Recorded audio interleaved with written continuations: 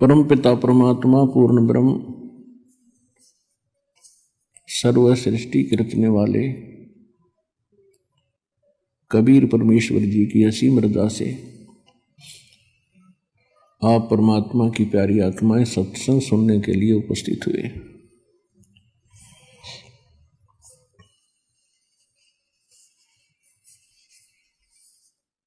आज का जो सत्संग समागम है एक विशेष दिन के उपलक्ष्य में ये किया जा रहा है। ये फाल्गुन मास की द्वादशी वो शुभ दिन है।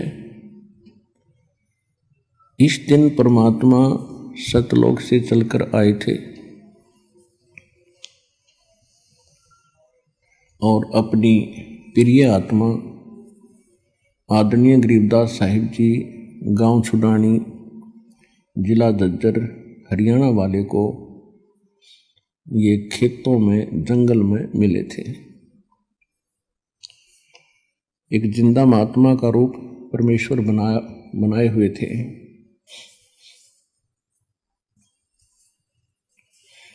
इस दिन का एक विशेष महत्व ये है कि परमात्मा ने अपना एक ऐसा दृढ़ गवाह बनाया जिसने परमात्मा को देखा, परमात्मा के उस स्थान को देखा जिसके विषय में परमात्मा बहुत पहले से कहते आ रहे थे कि एक ऐसा स्थान है जहाँ कोई दुख नहीं, कोई रोग नहीं, कोई कष्ट नहीं, कोई टेंशन नहीं, किसी चीज का अभाव नहीं, वहां वृद्ध अवस्था नहीं, मृत्यु नहीं। लेकिन हमने जो अज्ञान ग्रहण कर रखा था उसके आधार से हम परमात्मा के उस विचारों पर, ज्ञान पर हम विश्वास नहीं कर पाते थे। तो फिर परमेश्वर ने अपने कुछ गवाह बनाए ताकि ये मेरी गवाही दे, आंखों देख कर प्रमाणित करे, जिस कारण से आने वाले समय में मेरे बच्चे मुझे पहचान लें और इनका युगों का कष्ट मिट जाए। असंख्य जन्म हो गए हमको इस काल के जाल में, जन्म और मृत्यु में। जब हम अन्य प्राणियों के शरीरों में होते हैं, पशु पक्षी जलचर, तो उस समय तो महाकष्ट होता ही होता है और कभी भूल भटक कर हमें मनुष्य जीवन प्राप्त हो जाता है। तो इस मनुष्य जीवन में भी हम महादुखी होते हैं क्योंकि हम शुभ कर्म नहीं कर पाते जो शास्त्र अनुकूल साधना के होते हैं। क्योंकि हमें जो ज्ञान दिया जाता है वो शास्त्र विधि त्याग कर मनमाना आचरण बताया जाता है जो सभी सदग्रंथों के विपरीत होता है।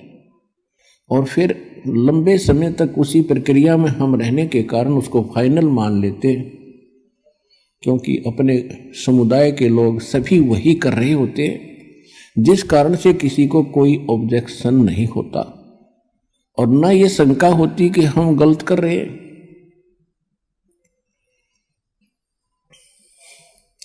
इस भूल को मिटाने के लिए परमात्मा स्वयं आते हैं। यहां पर दो शक्तियां काम कर रही हैं। एक तो असंख्य ब्रह्मांड का मालिक है कबीर भगवान, जिसको मुसलमान भाई अल्लाह अकबर कहते हैं, हम उसे कबीर साहिब कहते हैं। अल्लाह माने साहिब, अकबर माने कबीर, ये बोलने का अंतर है बस। अल्लाह कबीर, अल्लाह अकबर यानी साहिब कबीर, हम कबीर साहिब कहते हैं। इसको गॉड कबीर कहो। ये पूर्ण परमात्मा है, ये हमारा जनक है, हमारा पिता है। इसकी वचन शक्ति से हम सभी उत्पन्न हुए हैं। वो हमारे लिए दुखी रहते हैं कि किसी ना किसी तरह इन भोली आत्माओं को उस स्थान का पता लग जाए जहाँ ये रहा करते थे, सुखी थे, कोई कुछ कष्ट नहीं था, कोई मृत्यु नहीं थी, वृद्धावस्था नहीं थी। और किसी चीज की कमी नहीं थी। और यहां दूसरी शक्ति है जिसके अंतर्गत हम फंसे हुए हैं। यहां ये ब्रह्म है, सरपुरुष है, इसको ज्योत स्वरूपी निरंजन काल भी कहते हैं। इस काल ने एक ऐसा भयंकर जाल बना रखा है कि जीव को परमात्मा की जानकारी ना हो और जितने कर्म ये करे वो कर्म बिगाड़न के करे, शुभ ना कर सके।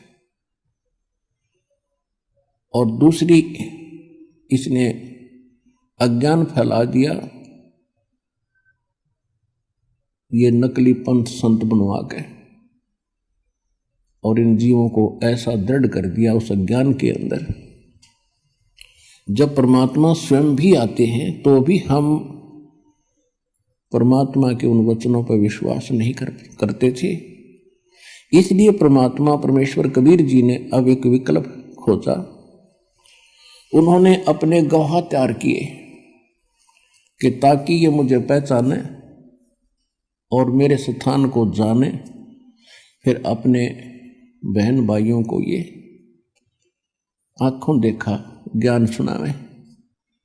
जब हम आंखों देख लेते हैं किसी वस्तु को, फिर हम दृढ़ता के साथ कहते हैं, फिर हम विचलित नहीं हो सकते। और यही कारण रहा कि जिन महापुरुषों को परमेश्वर आकर मिले, जो अपने उन्होंने एक साक्ष्य तैयार किया, साक्षी तैयार किए, उन्होंने फिर सारा संसार एक तरफ और वो अकेले एक तरफ रहे, क्योंकि वो भगवान से मिल चुके थे, परमात्मा को देख चुके थे। गीता अध्याय नंबर 18 के श्लोक नंबर 62 और गीता अध्याय नंबर 15 के श्लोक नंबर 4 में